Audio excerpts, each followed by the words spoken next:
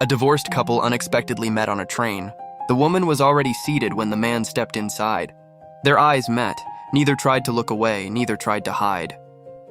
They simply stared, and then shared a small, familiar smile. After all, they had spent 2 years of their lives together. To the man, she still looked beautiful, though time surely had left its marks on her face. She looked just like before, clean, simple, organized, quietly elegant. The woman noticed his thinning hair, how much of it had disappeared. His face hadn't changed much, but his eyes looked tired, older. Finally, the man sat beside her. "How are you?" he asked. She answered in her usual calm way, "I'm fine." The man couldn't stop himself from asking, "Are you with someone now?" She replied, "I got married 3 years ago. My husband is the district prosecutor, serious man, always busy but responsible." She smiled softly. "Now you tell me." The man said, "I'm married too. My wife runs a small grocery shop. It helps us get by. She's strict but kind, mostly tired."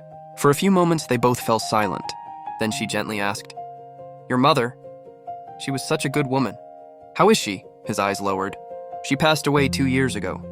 After a brief silence, the man suddenly asked, "After we separated, how was it for you?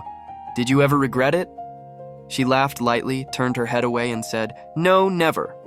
It was hard in the beginning, but I got used to it." "And you?"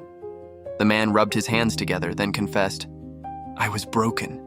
It was difficult, but my wife helped me. I'm okay. Now, I can live."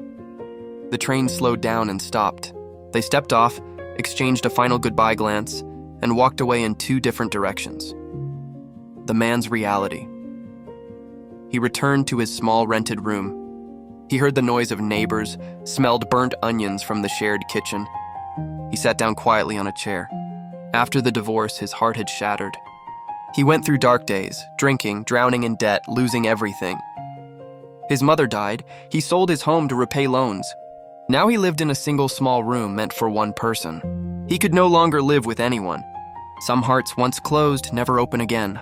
And deep inside his closed heart, she still lived, the first and the last.